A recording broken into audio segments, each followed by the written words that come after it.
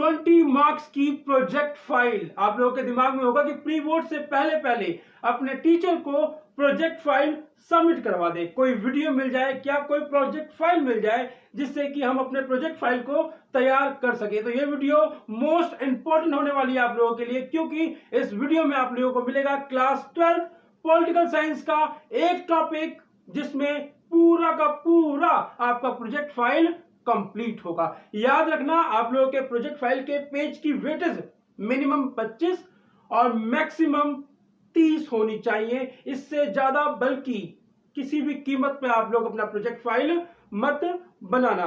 Screen पे आप लोग देख ही रहे होंगे कि किस तरीके से मैंने मेहनत करी है आपके लिए इस प्रोजेक्ट फाइल को बनाने में। पूरा का पूरा डाटा इसके अंदर लिखा हुआ है, साथ ही साथ मैं आप लोगों को समझाऊंगा भी इस प्रोजेक्ट फाइल को, क्योंकि आपका 10 मार्क्स का वाइवा है और 10 मार्क्स का प्रोजेक्ट फाइल।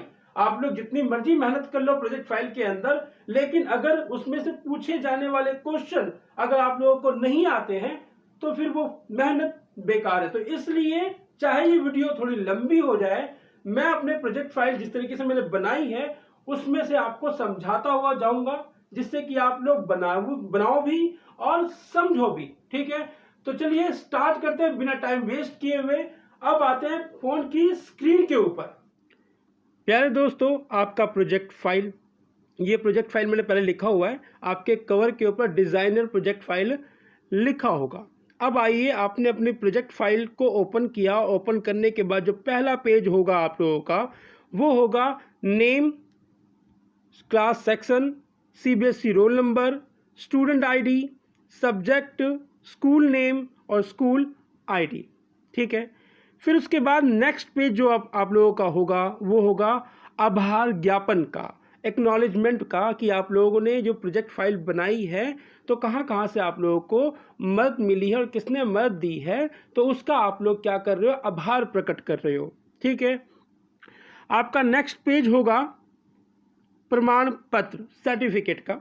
ठीक है, ये आपको फॉर्मेट स्कूल की तरफ से मिल जाएगा, तो आप अपने स्कूल के हिसाब से इस पेज को फिल कर लेना। अब आता है आपका topic name, class 12 political science, second book, chapter number 3, नियोजित विकास की राजनीति। नियोजित विकास की राजनीति चैप्टर नंबर 3 का ये प्रोजेक्ट फाइल है। बहुत ही अच्छे तरीके से समझाता हुआ आगे बढ़ूंगा कि आप लोगों को वाइवा में अगर एक्सटर्नल एग्जामिनर पूछ लेता है कुछ भी क्वेश्चन तो आप लोगों को मालूम होना चाहिए। भले ही ये थोड़ी वीडियो लंबी रहेगी, लेकिन आप लोग टू द पॉइंट जो मैं बता रहा हूँ उसको करते हुए चले जाओगे तो आपको इस चैप्टर की तैयारी भी हो जाएगी, प्रोजेक्ट फाइल की तैयारी भी हो जाएगी, प्लस वाइवा की भी तैयारी हो जाएगी। अब आइए, नेक्स्ट पेज पे आपको बनाना है इंडेक्स। इंडेक्स, अभी मेरा फोन वर्टिकल शेप में है क्योंकि ये पेज बड़े बड़े हैं, क्योंकि हॉरिजॉन्टल में करूँगा तो फिर आप लोगों को समझ में नहीं आएगा। जब हॉरिजॉन्टल की बात आएगी, जैसे कि इस परिचय से ही मैं स्टार्ट कर दूंगा, हॉरिजॉन्टल में फ़ोन कर दूंगा। ठीक है, इंडेक्स आएगा। इंडेक्स में आपने अपने प्रोजेक्ट फाइल में कहाँ कहाँ पर किस पेज पर क्या काम और क्या टॉपिक लिखे हैं वो सारी डिटेल आपको इंडेक्स में देनी है। अब आता है आप लोगों का परिचय, यानी कि नियोजित विकास की राजनीति का जो हम प्रोजेक्ट फाइल बना रहे हैं उसका हमें परिचय देना है। तो अब आइए ऐसे। ठीक है, परिचय। अब ध्यान से देना कि हमें प्रोजेक्ट के बारे में बताना है। सुनिए, नियोजित विकास की राजनीति में हम समझेंगे कि भारत के आजाद होने के बाद भारत को अपने विकास के लिए किन समस्याओं का सामना करना पड़ा, विकास के मुद्दों पर किस प्रकार टकराव की स्थिति बनी, भारत की स्वतंत्रता के बाद भारत के सामने अपने विकास को लेकर कौन से 2 मॉडल थे, प्रथम तथा द्वितीय पंचवर्षीय योजना में भारत में किस और ध्यान दिया, वामपंथी तथा दक्षिणपंथी के विकास को लेकर क्या विचार थे, भारत में किन भारत में किस प्रकार खाद्य संकट, बॉम्बे प्लान, हरित क्रांति, श्वेत क्रांति आदि विषयों पर अपने आप को मजबूत किया, किस प्रकार योजना आयोग के स्थान पर नीति आयोग का गठन किया गया आदि विषयों पर इस प्रोजेक्ट में हम चर्चा करेंगे। यानी कि आप लोगों ने परिचय में क्या दे दिया, अपने प्रोजेक्ट फाइल का एक इंट्रोडक्शन दे दिया। ठीक है, अब स्टार्ट होता है हमारा नेक्स्ट पेज, नियोजन। एक नियोजन,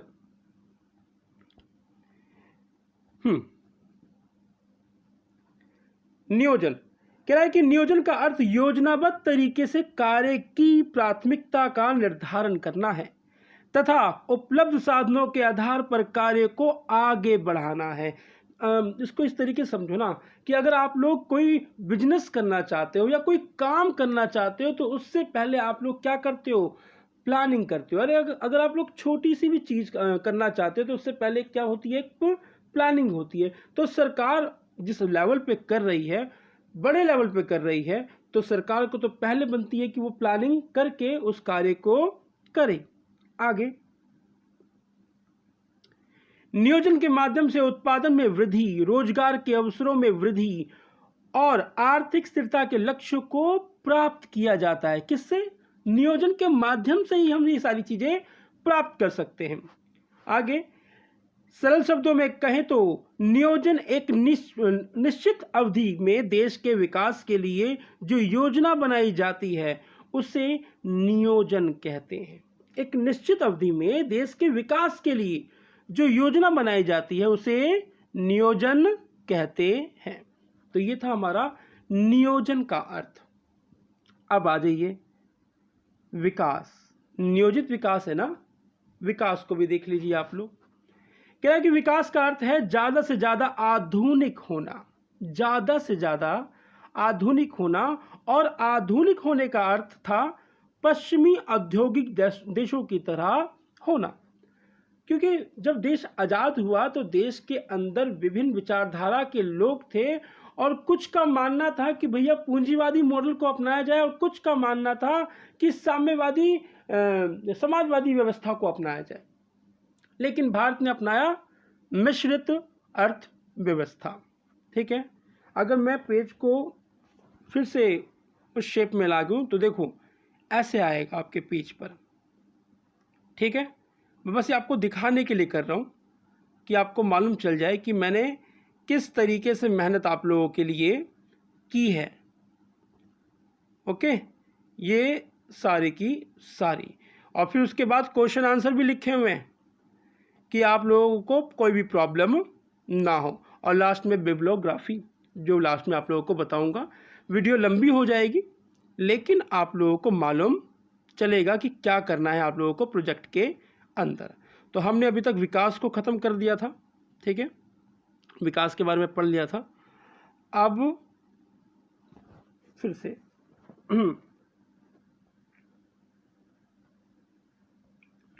नियोजित विकास। नियोजित विकास का अर्थ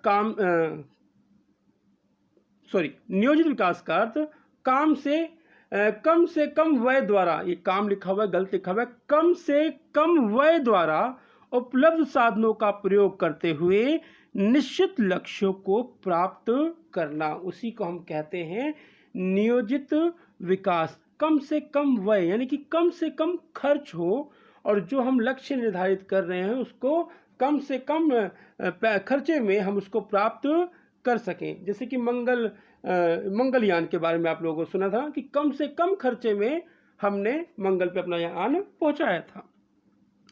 नियोजन की परिभाषाएं याद रखना, परिभाषाएं मोस्ट इंपॉर्टेंट होती हैं और परिभाषा का मतलब होता है कि किस थिंकर ने क्या बोला है नियोजित विकास के बारे में। तो पहले है हडसन के अनुसार और हैरिस के अनुसार। ये बहुत ही ईजी है, पढ़ लेना, समझ में आप लोगों को आ जाएगा।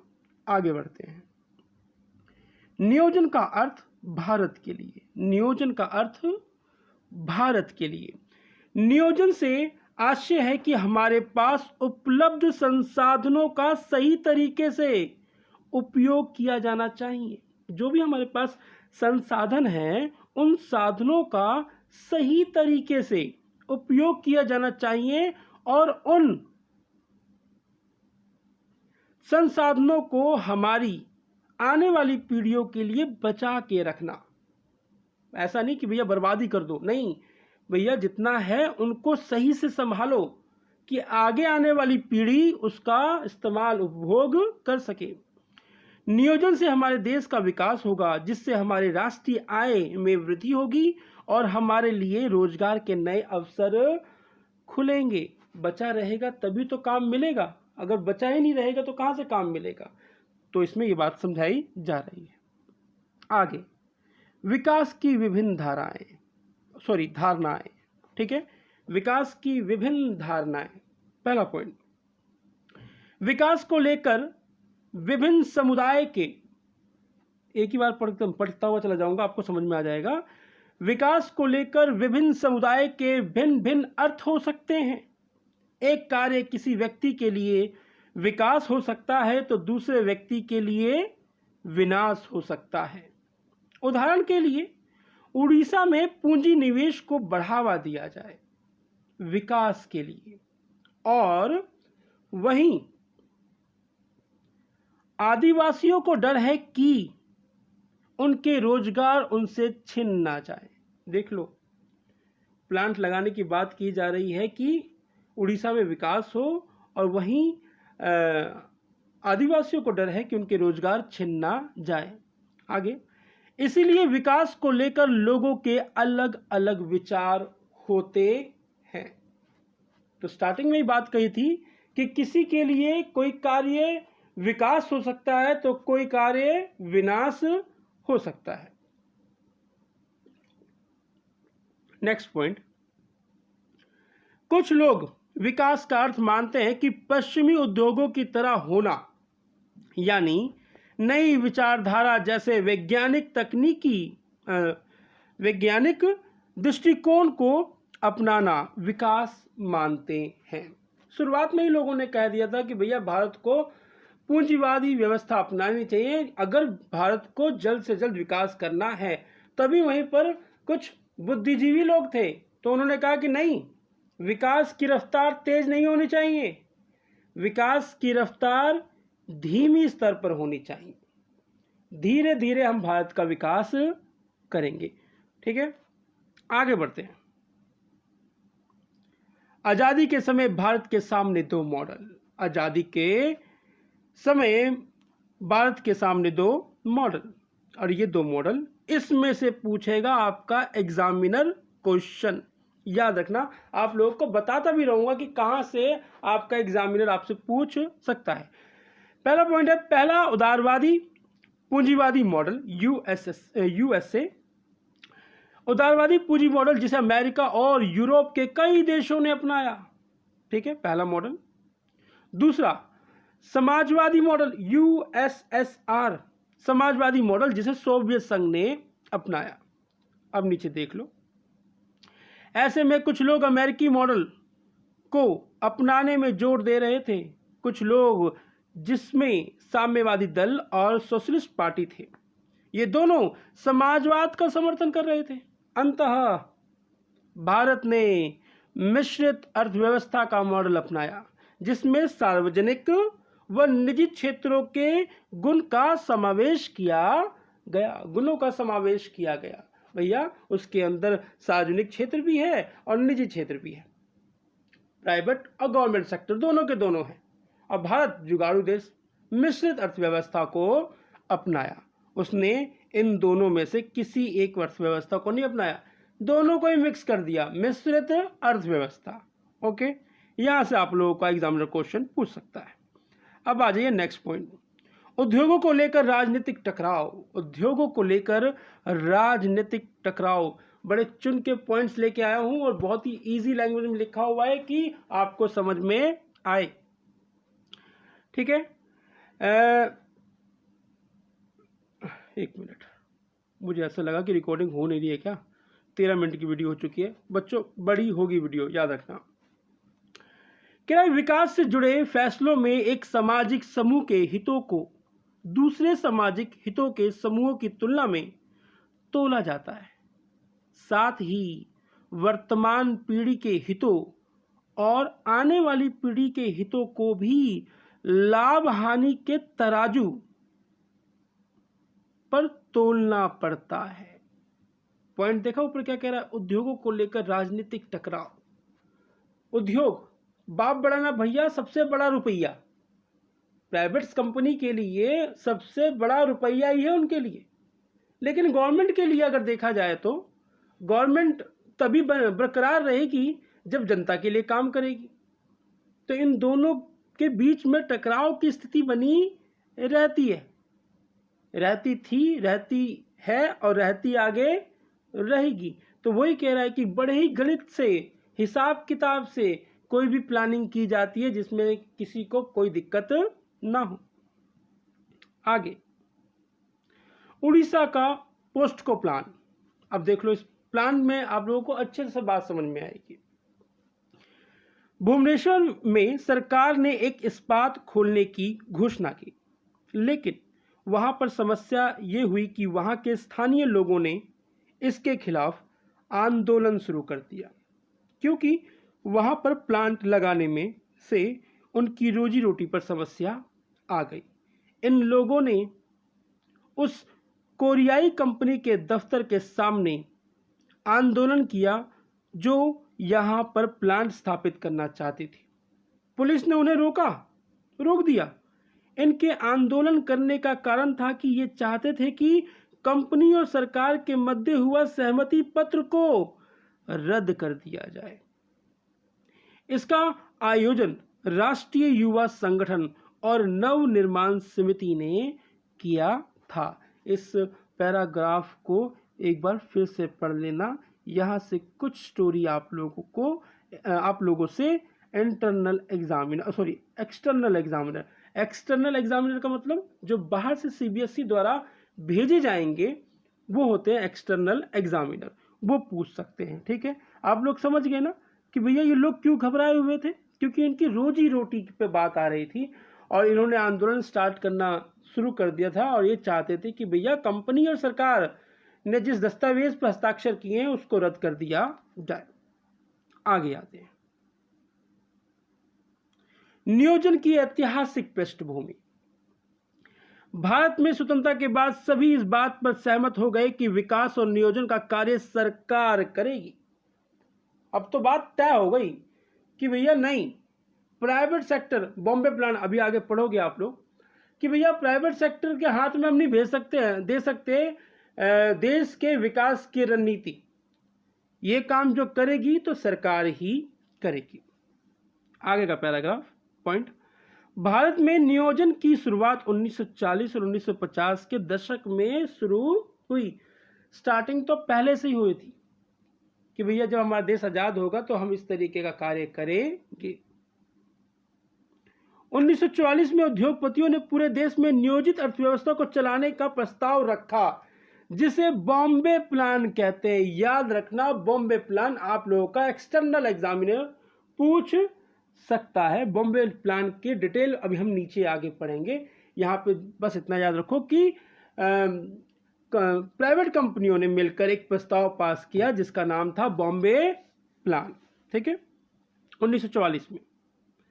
आगे के पॉइंट, भारत में नियोजित अर्थव्यवस्था को क्यों अपनाया? भारत ने नियोजित अर्थव्यवस्था को क्यों अपनाया? पहला पॉइंट ध्यान समझना, फिर से रिपीट कर रहा हूं, भारत में नियोजित अर्थव्यवस्था को क्यों अपनाया। ये मैं लिखा हुआ, यहाँ पे नहीं लिखना होना चाहिए था। भारत ने नियोजित अर्थव्यवस्था को क्यों अपनाया? पहला पॉइंट, भारत के अधिकतर सदस्य आजादी के पश्चात नियोजित अर्थव्यवस्था का क्या कर रहे थे? समर्थन कर रहे थे, इसलिए अपनाया। दूसरा पॉइंट, भारत के दक्षिणपंथी और वामपंथी सभी दल नियोजित अर्थव्यवस्था का समर्थन कर रहे थे, इसलिए अपनाया। 1940-50 के दशक में पूरे विश्व में नियोजित अर्थव्यवस्था का समर्थन हो रहा था। उस समय सारे देश, अन्य देश भी इस व्यवस्था का समर्थन कर रहे थे, इसलिए अपनाया। चौथा पॉइंट, आजादी से पहले भारत में बॉम्बे प्लान बन चुका था, जिसका उस समय सभी ने क्या किया? समर्थन किया, लेकिन उनके हाथ में दिया नहीं। पांचवा पॉइंट, सोवियत रूस ने नियोजित अर्थव्यवस्था को अपनाया था, यहाँ पे समझने वाली बात है, ध्यान समझना, यहाँ से एग्जामिनर आपसे पूछ सकता है। सोवियत रूस ने नियोजित अर्थव्यवस्था को अपनाया था। 1930-40 के दशक में पूरे विश्व में आर्थिक मंदी आ गई थी, तो सोवियत रूस आर्थिक मंदी से बचा रहा। क्यों? क्योंकि उसने क्या अपना रखा था? नियोजित अर्थव्यवस्था। तो इसलिए मोहर लग गई कि भैया नहीं, हमें भी नियोजित अर्थव्यवस्था अपनानी चाहिए। अब आ जाओ वामपंथी और दक्षिणपंथी। प्लीज इसके बारे में भी याद रखना, पूछ सकते हैं विचारधाराओं के बारे में। वामपंथी ये वो लोग होते हैं जो कि गरीबों और पिछड़े सामाजिक समूहों के भले के लिए कार्य करते हैं। गरीबों की सहायता करने के लिए बनाई गई नीतियों को क्या करते हैं? समर्थन करते हैं। गरीबों के लिए काम करते हैं वामपंथी लोग, पिछड़े लोगों के लिए काम करते हैं वामपंथी लोग, याद रखना। दक्षिणपंथी ये वो लोग हैं जो खुली प्रतिस्पर्धा और बाजार मूलक तंत्र को मानने वाले होते हैं। दक्षिणपंथी लोगों का मानना है कि सरकार का अर्थव्यवस्था में हस्तक्षेप नहीं होना चाहिए, यानी कि सरकार कोई भी हस्तक्षेप ना करे भैया, जिसको जो करना है, व्यवसाय करना है वो करे, सरकार का किसी प्रकार से कोई हस्तक्षेप नहीं होना चाहिए। ये लोग मतलब कि प्रतिस्पर्धा को जो जीते वही आगे बढ़े, इस बात पे समर्थन करते हैं। ये कमजोर, असहाय, गरीब, पिछड़े लोगों को साथ में लेकर चलना नहीं चाहते। यह है इनका स्टेटमेंट, ठीक है। तो ये क्या होते हैं? दक्षिणपंथी। अब आ जाओ नेक्स्ट, नियोजन की प्रक्रिया व योजना आयोग। देख लो हमारा चैप्टर ही क्या है? नियोजित निकल गया, सही बोल रहा हूँ, नियोजित विकास की राजनीति। नियोजित विकास की राजनीति, जिसमें योजना आयोग और नीति आयोग की अहम भूमिका बन जाती है, क्योंकि इन्हीं के माध्यम से तो प्लानिंग बनेगी, योजनाएं बनेगी। ठीक, फिर से पॉइंट को बोल देता हूं कि नियोजन की प्रक्रिया व योजना आयोग कह रहा है कि सभी एक ही बिंदु पर सहमत है कि विकास का कार्य निजी हाथों में नहीं सौंपना चाहिए, और सरकार के लिए यह आवश्यक है कि वह विकास की एक योजना तैयार करे। अर्थव्यवस्था के पुनर्निर्माण के लिए नियोजन के विचार को सन 1940 और 1950 के दशक में संपूर्ण विश्व में जन समर्थन प्राप्त हुआ था। ये हम पीछे पढ़ चुके हैं। सोवियत संघ ने सन 1930 तथा सन 1940 के दशक में भारी कठिनाइयों के बीच बहुत अधिक आर्थिक प्रगति की थी। ये सब नियोजन से ही संभव हुआ। किससे? नियोजन से ही संभव हुआ। इस प्रकार योजना आयोग कोई आकस्मिक आविष्कार नहीं था। ये पूरे विश्व के अंदर चर्चाएं थीं कि अपने देश के विकास के लिए नियोजित विकास ही जरूरी है। इसलिए हम कह सकते हैं कि भैया ये जो योजना आयोग था ये आकस्मिक कोई आविष्कार नहीं था। ऊपर का पॉइंट क्या बोल रहा है कि नियोजन की प्रक्रिया व योजना आयोग, प्लानिंग के तहत ही किसी कार्य को किया जाए तो सक्सेसफुल सफलता मिल सकती है, अन्यथा नहीं। ठीक है। बॉम्बे प्लान, क्या? बॉम्बे प्लान एक्सटर्नल एग्जामिनर पूछ सकता है आप लोगों से क्वेश्चन, तो ध्यान दीजिएगा। सन 1944 ईस्वी में भारत के उद्योगपति का एक वर्ग बम्बई वर्तमान मुंबई में एकत्रित हुआ। कब? 1944 में। याद रखना 1944 में उद्योगपतियों का एक वर्ग एकत्रित हुआ। इस समूह ने देश में नियोजित अर्थव्यवस्था को चलाने का एक संयुक्त प्रस्ताव पे तैयार किया कि भैया हम चलाएंगे। हाँ, हलवा है ना, तुम लोग चलाओगे, हम चलाएंगे। ठीक, इसे बॉम्बे प्लान कहा जाता है। इसी को क्या कहा जाता है? बॉम्बे प्लान कहा जाता है। बॉम्बे प्लान की इच्छा थी कि सरकार औद्योगिक व अन्य आर्थिक निवेश के क्षेत्र में बड़े कदम उठाए। इस प्रकार भारत में दक्षिणपंथी और वामपंथी सभी चाहते थे कि देश नियोजित अर्थव्यवस्था का मार्ग पर चलकर आगे बढ़े और देश के स्वतंत्र होते ही योजना आयोग अस्तित्व में आया और प्रधानमंत्री इसके क्या बने, अध्यक्ष बने।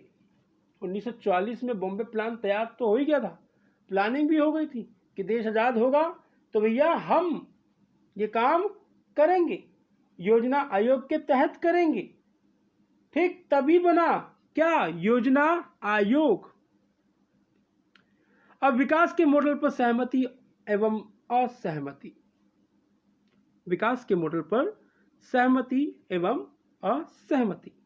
पॉइंट नंबर 1 कह रहा है कि आजादी के आंदोलन के समय राष्ट्रवादी नेताओं के मन में ये बात स्पष्ट थी कि भारत का विकास ब्रिटिश सरकार की तरह संकुचित व्यापारिक हितों की आपूर्ति की पूर्ति के तरीके से नहीं करेगी।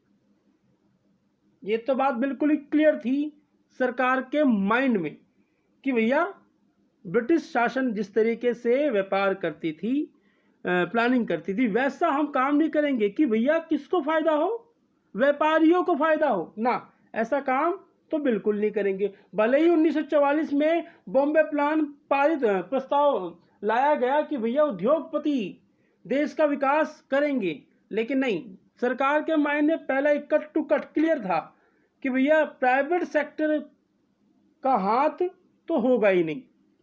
दूसरा, आंदोलन में यह बात साफ थी कि गरीबी मिटाने और सामाजिक आर्थिक पुनर्वितरण का कार्य सरकार ही करेगी, सरकार के अलावा कोई और नहीं। तीसरा, इसी तरह कुछ नेता औद्योगिकरण और को अच्छा मानते थे, वह कुछ कृषि क्षेत्र को, एवं उनका मानना था कि ग्रामीण इलाके में भी गरीबी समाप्त करना चाहिए, जहां गरीबी है उसको समाप्त करना चाहिए। चौथा पॉइंट, इन सब मतभेदों के बावजूद इस बात पर सब सहमत थे कि विकास का कार्य निजी हाथों में नहीं दिया जाएगा। डन था कि निजी हाथों में विकास का कार्य किसी भी कीमत पर नहीं दिया जाएगा। आजादी के बाद की बात थी।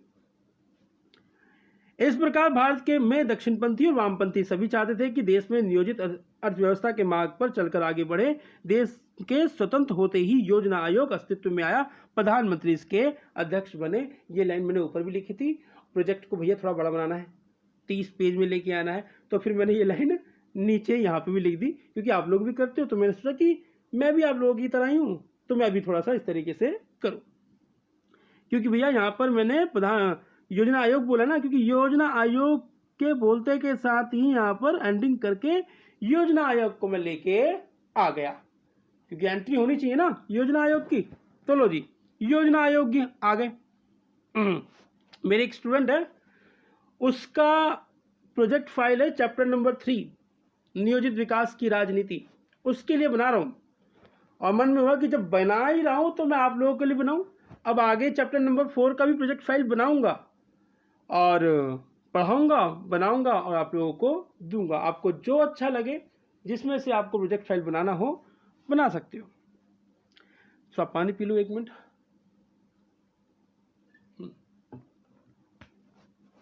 योजना आयोग, बड़े ध्यान से सुनना, समझ में आ जाएगा। योजना आयोग का उद्भव मार्च 1950 में हुआ और इसके प्रथम अध्यक्ष पंडित जवाहरलाल नेहरू बने। यानी योजना आयोग का अध्यक्ष भारत का प्रधानमंत्री होता है। याद रखना, योजना आयोग का टॉपिक जो है आपके न्यू सिलेबस में नहीं है, लेकिन प्रोजेक्ट फाइल में नीति आयोग है, सिलेबस में नीति आयोग है, मगर नीति आयोग योजना आयोग से ही बना है, तो योजना आयोग प्रोजेक्ट फाइल में डालना जरूरी है। आगे, वर्तमान में योजना आयोग नहीं, इसका नाम बदलकर नीति आयोग कर दिया गया है। देख लो, मैंने ब्रैकेट में यहाँ पे क्लियर भी कर दिया। इस आयोग का कार्य, ध्यान दीजिएगा, यहां से एग्जामिनर पूछेगा क्वेश्चन आप लोगों से। इस आयोग का कार्य भारत के लिए विकास की नीतियां बनाना था। मंत्रिमंडल की मंजूरी के बाद इसकी सिफारिशें लागू होती थी। था कर रखा, वैसे थी होना चाहिए। यानी कि इस आयोग का कार्य भारत के लिए विकास की नीतियां प्लानिंग करना था। अब ये प्लानिंग कहाँ जाएगी? मंत्रिमंडल में। मंत्रिमंडल उस प्लानिंग को सुनेगा, समझेगा और उसको अच्छा लगा तो उसको मंजूरी देगा और पास कर देगा। तो यही बात कही जा रही है कि मंजूरी के बाद, मंत्रिमंडल के लिए मंजूरी के बाद ही योजना आयोग की जो प्लानिंग लागू होती थी। योजना आयोग के कार्य, पहला, योजना आयोग 5 साल के लिए एक प्लान तैयार करता था, जैसे कि पंचवर्षीय योजना। दूसरा पॉइंट, उस प्लान को भारत सरकार अपनी आमदनी पर चलाएगी। तीसरा, इसमें केंद्र और राज्य सरकार दोनों का बजट अलग अलग होता था कि भैया केंद्र सरकार का क्या बजट होगा और राज्य सरकार का क्या बजट होगा। पॉइंट नंबर 4, एक हिस्सा गैर योजना कार्य के लिए होता है और एक हिस्सा योजनात्मक कार्य के लिए होता है। इस तरह की प्लानिंग करती थी। कार्यविधि, हमने पीछे क्या पढ़ा है? योजना आयोग के कार्यविधि, ठीक है। अब आ जाओ योजना आयोग के कार्य। देश में उपलब्ध संसाधनों का अनुमान लगाना कि भैया कितने संसाधन हमारे पास हैं, उनका अनुमान लगाना। विकास के लिए पंचवर्षीय योजना बनाना। तीसरा, विकास में आ रही बाधाओं का पता लगाना और उनको सुलझाना कि भैया रोड़ा कौन है, उनको दूर करना, क्योंकि विकास का मामला है। नीति आयोग, आ गया नीति आयोग, ठीक है। याद रखना, इस नीति आयोग का एक एक शब्द एग्जामिनर पूछ सकता है और किसी घुमा के किसी भी तरीके से पूछ सकता है। तो याद रखना, 1 जनवरी 2015 में योजना आयोग से नाम बदलकर नीति आयोग कर दिया गया। कब? 1 जनवरी 2015 को। इसके अध्यक्ष देश के प्रधानमंत्री होते हैं। वर्तमान में इसके अध्यक्ष श्री नरेंद्र मोदी जी हैं। नीति फुल फॉर्म पूछ सकता है, नीचे मैंने क्वेश्चन आंसर में भी दिया हुआ है। National institution for transforming India, ये है आपकी फुल फॉर्म, याद कर लेना। ओके, आ जाओ पहली पंचवर्षीय योजना, ठीक। यहां से क्वेश्चन पूछेगा एग्जामिनर आप लोगों से। भारत की प्रथम पंचवर्षीय योजना 1951-56 के लिए बनाई गई और इस योजना को बनाने के लिए अनेक बुद्धिजीवी, पत्रकार, किसान, उद्योगपति आदि एकत्रित हुए। इस योजना में जुटे विशेषज्ञों में एक के.एन. राज थे। के.एन. राज, याद रखना, पूछने वाला क्वेश्चन है, एग्जामिनर पूछेगा। के.एन. राज थे, जिनका मानना था कि भारत में विकास की शुरुआत को धीमी रखनी चाहिए, क्योंकि विकास की तेज रफ्तार से अर्थव्यवस्था को नुकसान पहुंचेगा। रफ्तार हो लेकिन धीमी हो, तेज रफ्तार कतई ना हो। यह बात किसने कही? के.एन. राज जी ने। अब देख लो, के.एन. राज की फोटो आपके लेफ्ट हैंड साइड में पेज जो ब्लैंक है उसमें आनी चाहिए। मैंने फोटोज तैयार नहीं की गई है, फोटो आप लोग अपने हिसाब से लगा लेना, ठीक है। आगे, पंचवर्षीय योजना के उद्देश्य और कार्य कह रहे हैं। पहली पंचवर्षीय योजना का उद्देश्य कृषि का विकास करना और कृषि के क्षेत्र में भारत को आत्मनिर्भर बनाना था। दूसरा, इस योजना में बांध बनाने और कृषि के लिए सिंचाई की व्यवस्था पर बल दिया गया। इस योजना में भाखड़ा नागल बांध बनाने की शुरुआत हुई। याद रखना इसके पॉइंट्स। चौथा, इस योजना में भूमि सुधार पर जोर दिया गया। पांचवा, राष्ट्रीय आय तथा प्रति व्यक्ति आय को बढ़ाना इसका उद्देश्य था। ओके, इस योजना का उद्देश्य भारत को कृषि के क्षेत्र में आत्मनिर्भर बनाना तथा देश को गरीबी से बाहर निकालना था। पहली पंचवर्षीय योजना कृषि पर आधारित थी, कृषि पर तैयार की गई थी। To the point, most important बातें लिखी गई हैं। है तो कहानी बहुत सारी, लेकिन प्रोजेक्ट फाइल के लिए जितना मैंने लिखा है इनफ है। कितने मिनट हो गए, उत्तरी 33 मिनट हो गए भाई। बस जहाँ पे टू द पॉइंट वाली बात नहीं होगी वो मैं आप लोगों को कह दूंगा कि लिख लो बस। द्वितीय पंचवर्षीय योजना। दूसरे पंचवर्षीय योजना के योजनाकार और अर्थशास्त्री पीसी महाल नोबिस थे। इस योजना में उद्योग क्षेत्र पर जोर दिया गया। उद्योग क्षेत्र पर जोर दिया गया। तेज गति से विकास करने का लक्ष्य रखा गया। देसी उद्योगों का संरक्षण, आयात पर भारी शुल्क, बिजली, रेलवे, इस्पात, संचार पर ध्यान दिया गया। यानी कि दूसरी पंचवर्षीय योजना उद्योगों पर आधारित थी।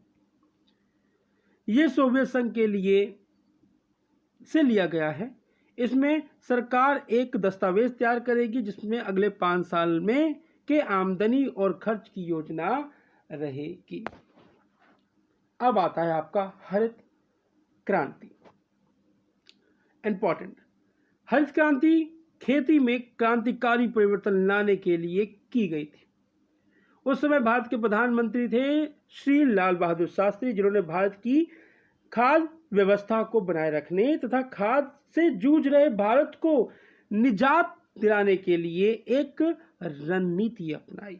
ठीक है, जिसमें विशेष रूप से गेहूं और चावल के उत्पादन को बढ़ाने के लिए सरकार ने बीज, उर्वरक, कीटनाशक और बेहतर सिंचाई सुविधा बड़े कम मूल्य पर देना शुरू किया, जिसे हरित क्रांति कहा जाता है। लाल बहादुर शास्त्री ने इस प्रकार की व्यवस्था करी जिससे कि लोगों को कम कीमतों के ऊपर सुविधाएं प्राप्त हो, जिससे कि खेती में विकास हो। और सरकार ने यह बात भी कही कि उपज को एक निर्धारित मूल्य पर खरीद लिया जाएगा। ठीक है, हरित क्रांति के परिणाम ये अब आप लोग पढ़ना। ठीक है, ये समझ में आ जाएगा आप लोगों को। यहां तक मैंने दे दिया है। ठीक है, मैं ये भी चाहता नहीं हूं कि वीडियो ज़्यादा लंबी हो जाए प्रोजेक्ट फाइल के चक्कर में, कि कोई बच्चा ये देखे कि यार वीडियो बहुत बड़ी है, कौन देखेगा। श्वेत क्रांति, ठीक, इसका पहला पॉइंट समझने वाला है। सन 1970 में ऑपरेशन फ्लड के नाम से एक ग्रामीण विकास कार्यक्रम प्रारंभ हुआ था। ऑपरेशन फ्लड के अंतर्गत सहकारी दुग्ध उत्पादकों को उत्पादन और वितरण के एक राष्ट्रव्यापी तंत्र से जोड़ा गया। इस कार्यक्रम में डेयरी के काम को विकास के एक माध्यम के रूप में अपनाया गया था, जिससे ग्रामीण लोगों को रोजगार के अवसर प्राप्त हो। गुजरात के आनंद से इसकी शुरुआत हुई। श्वेत क्रांति के जनक कौन थे? वर्गीज कुरियन थे। इस क्रांति के कारण दूध उत्पादकों और आर्थिक फायदा हुआ और इससे कोई भी जुड़ सकता था और अपना दूध बेच सकता था। ब्रैकेट में वर्गीज कुरियन को ही मिल्कमैन ऑफ इंडिया कहा जाता है। 1 मार्क्स में आप लोगों से पूछ लिया जाएगा। ठीक है, अब यहां से जो मैं आप लोगों को बताऊंगा, प्लीज अब नोट डाउन आप लोग करना। नियोजन के परिणाम, क्योंकि ऊपर जितने मोस्ट इंपॉर्टेंट बातें थी मैंने बोल दी, नीचे क्या है कि अब परिणाम की बात हो रही है, तो यह आप लोग पढ़ना। इसके बाकी के पॉइंट्स आप लोगों को पढ़ने हैं। ये 1931 से मैंने लिखे पॉइंट्स कि क्या क्या उतार और चढ़ाव आए। ओके, आगे 1960 तक पहुंच चुके और ये आगे के पॉइंट्स ये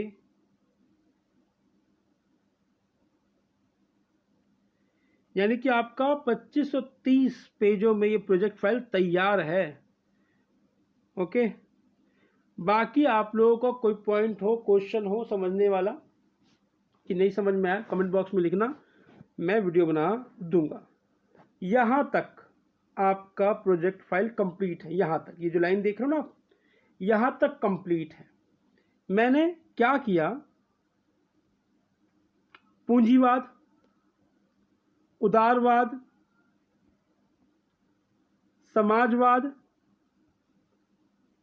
औद्योगिकरण, बजट, गैर योजना व्यय, नीति आयोग ऊपर हम पढ़ चुके हैं, केरल मॉडल, कृषि आधारित उद्योग, मिश्रित अर्थव्यवस्था, 2 मॉडल ऊपर हम पढ़ चुके हैं।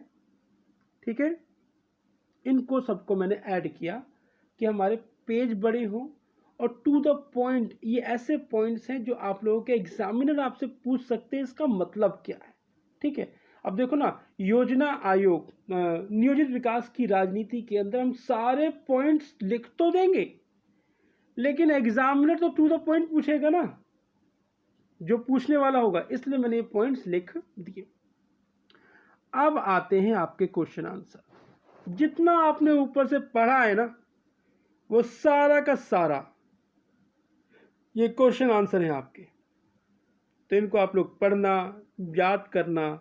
आपकी प्रोजेक्ट फाइल आपकी ही लैंग्वेज में अगर मैं बोलूँ कतई जहर बनेगी। जिस तरीके की मैंने मेहनत करी है और आप लोग भी थोड़ी मेहनत कर लो तो बहुत अच्छी बनेगी। आप लोगों को बस एक ही चीज़ का ध्यान देना है, सिर्फ फोटोज़ का। फोटोज़ आपको आपके पेज के अकॉर्डिंग लगाने हैं। पेज के अकॉर्डिंग कह रहा हूँ, आपके राइट हैंड साइड पे जो टॉपिक लिखा हुआ है उस टॉपिक के सामने आप लोगों को लगाने हैं। मैंने अपने प्रोजेक्ट फाइल में इसमें इसलिए नहीं लगाया क्योंकि आपकी पसंद अलग होगी, उसके हिसाब से आप लोग अपने पिक्स लगाओगे। तो ये है आपके क्वेश्चंस आंसर, और 25 क्वेश्चन आंसर मैंने लिखे हैं और ये हो गया 25। आपका यहाँ पर हो गया प्रोजेक्ट खत्म। और लास्ट का पेज याद रखना, बिब्लियोग्राफी, संदर्भ एवं सूची, कि आपने ये प्रोजेक्ट फाइल कहाँ कहाँ से बनाई है। एनसीईआरटी की बुक बीबी तायल 11th और 12th के लिए बुक आती है बीबी तायल। मैं अपने सेंटर में जब रेगुलर क्लास लेता हूँ और रेगुलर हिसाब से स्टूडेंट फीस देते हैं तो मैं बीबी तायल से बताता हूँ, जो डिटेल में बंदों को बताता हूँ। ठीक है, दूसरा आप लोग लिख सकते हो, अगर आपको मेरे ये प्रोजेक्ट फाइल सही में अच्छी लगी और आप सार्थक हो गए आप लोग, तो आप लोग लिख सकते हो कि भैया दीपक सिन्हा क्लासेस यूट्यूब चैनल से आप लोगों ने ये प्रोजेक्ट फाइल को तैयार किया हुआ है। एंड ATC जो आपकी इच्छा हो आप लिख सकते हो। ठीक है, बाकी ये मेरी मेहनत है एनसीईआरटी बुक से, बीबी तायल से, और मेरे खुद के नोट्स जो है मेरे सेंटर के जो मैं बनाता हूँ उससे, और इसलिए मैंने दीपक सिन्हा क्लासेस लिखे हैं क्योंकि अपने सारे नोट्स की स्क्रीन रिकॉर्डिंग मैंने आप लोगों को अपने यूट्यूब चैनल पे दे रखी है। ठीक है, तो ये होता है आप लोगों का प्रोजेक्ट खत्म। सॉरी, ये आ गया। तो आप लोगों का यहाँ पे प्रोजेक्ट खत्म होता है। ये आशा करता हूँ आप लोगों को अच्छा लगा होगा। जो बंदा यहाँ लास्ट तक आया होगा और जिसने मेरी सारी बातें सुनी होगी, तो यानी कि उस व्यक्ति ने प्रोजेक्ट फाइल अपना बना लिया। अगर उसको किसी भी नोट्स की PDF चाहिए, यानी कि क्लास 12th के पोल साइंस के नोट्स चाहिए, फर्स्ट बुक और सेकंड बुक के, फर्स्ट बुक के नोट्स रेडी हैं, सेकंड बुक्स के नोट्स में 3 चैप्टर बन चुके हैं, बाकी 4 चैप्टर और बाकी हैं। तो एक छोटा सा अमाउंट है 199 रुपीज़ में मेरे सारे नोट्स की PDF आपके व्हाट्सएप नंबर पे चली जाएगी। आप लोगों को बस करना क्या है, जो नंबर फ़ोन आप जो देख रहे हो नंबर, इस नंबर पे कॉल करना है, मुझसे बात करनी है। दीपक कुमार सिन्हा मिलेंगे आपको पेटीएम नंबर दिया जाएगा, आप पे उसको 199 रुपीज़ पे करने हैं और आपको सारे के सारे नोट्स मिल जाएंगे। अगर दोस्तों अच्छा लगा हो, अपने यार दोस्तों को शेयर करो जो परेशान है प्रोजेक्ट फाइल बनाने के लिए। अगर उसका ये चैप्टर है, ये टॉपिक है बनाने के लिए, तो उसको आप शेयर करो। एक लाइक जरूर बनना और कमेंट में प्लीज़ फीडबैक अपना ज़रूर देना कि मैं मोटिवेट हूँ कि मैं दूसरे प्रोजेक्ट फाइल पे काम कर सकूँ। तो मिलते हैं नेक्स्ट वीडियो में नेक्स्ट प्रोजेक्ट में। तब तक अपना और अपने परिवार का ध्यान रखें। जय हिंद, जय भारत।